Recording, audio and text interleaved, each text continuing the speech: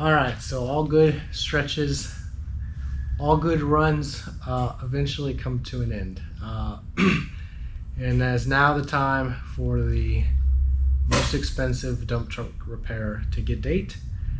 I was driving a load of dirt, and all of a sudden I go into fourth gear, and there's a very loud, like a rotational bearing noise. We are going to end up replacing the gearbox on this truck. You can see here, this is the new rebuilt gearbox that we got from Pro Gear out of Orlando. That's the old PTO off of the other one and the drive shaft from the other one. And I'm just now recovering from COVID. So I've been out for a little while. And, you know, that's definitely something that tends to stay with you energy-wise. So I've got we've got the drive shaft out. And we have the PTO off. And now we've got to take the coupler off, the nut off the end of that drive shaft coupler, which is, I went to Harbor Freight, got this set. It's a 20-piece, they call it a jumbo socket set. It's a 3/4 drive, right? And it had an inch and a 13/16 in there, which I needed for the nut. This is a side I just showed you with the drive shaft coupler. With that nut, that's an inch and 13/16. So I've also already taken off, you see these 4 nuts or bolts here. I've taken those off. Those are to hold the gear shifter on. We've taken the gear shifter off already. See? I just pulled the boot back. Let me see if I can get a light. I just pulled the boot back and I got it from here. I just got the 4 bolts out from in here and just pulled the gear shifter up and out, cleaned it up a little bit and set it on the seat. So that's off. And I believe the clutch is pretty decent here on this truck. I've never had anything happen that made me believe that the clutch is on its way out. So we're not gonna split the bell housing. The transmission, the gearbox bolts to the bell housing here.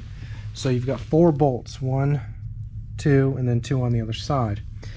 And so I'm gonna we're gonna undo these bolts and just try to pull the gearbox out of the bell housing, and then we'll have to make sure the spline gets aligned correctly going in. But that's how I'm going to try to do it instead of splitting the bell housing, so from the engine. So I'll get under here and show you what I'm talking about if I can get under here. Okay, so that bolt right there, the bolt a little bit higher up, those 2, the 2 on the other side. I think the whole thing can pull out of that bell housing. That's what we're gonna try. We probably have a rear main leak, probably, but I would rather address that when I need a new clutch. And this is not that big of a job. And I'll tell you what, the clutch kits for these trucks, the cheapest one I found is $1,000. So I'm not putting $1,000 into this truck just for shits and giggles. To me, $1,000 is worth separating the transmission again. If I end up needing a clutch in 10,000 miles, then that's worth it to me than to not spend an extra $1,000 when the gearbox is already, you know, $3,000.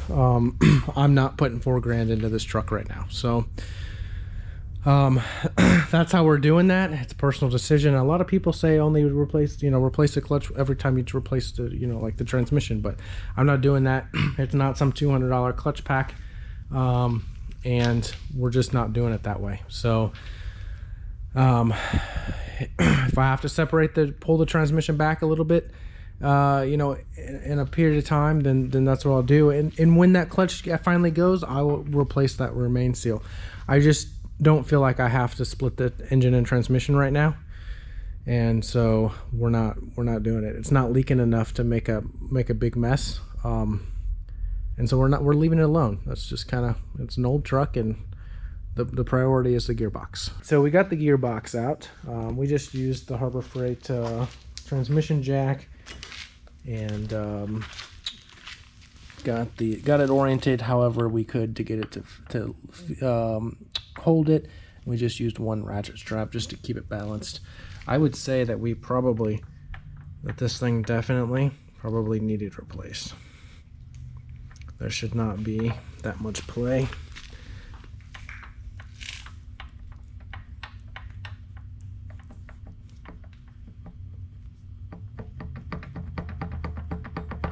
That's nuts. That is absolutely nuts. And then we've got the real one over here, the new one over here, that has like way less play in it. Still a little bit of play in it, but not that much. So you can see these 4 holes that are the ones that came out of holding the gearbox in place. And I would say that we probably do need a rear main whenever that clutch goes. But that's not to say that there might not have been leakage around the shaft of the gearbox either. I need to reach in there and feel that and see if that's...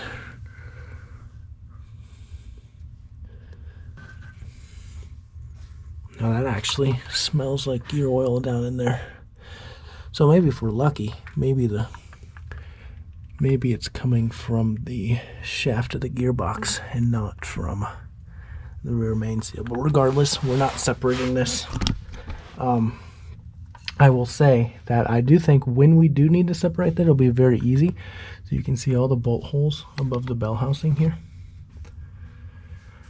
And the brackets that hold the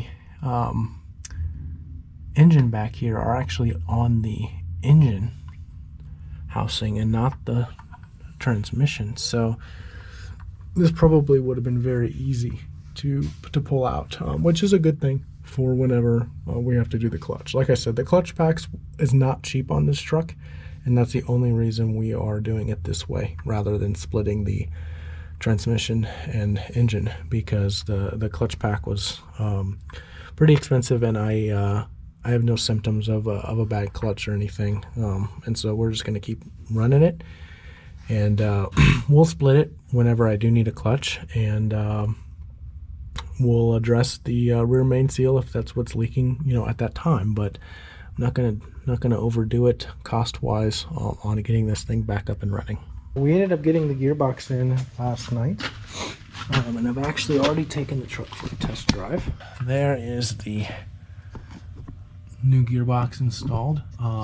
We do have a little bit of seepage off the PTO. The seal around the shaft of the PTO has already been replaced, and so has the shaft, and it still has some small seepage. So we're just gonna leave that alone.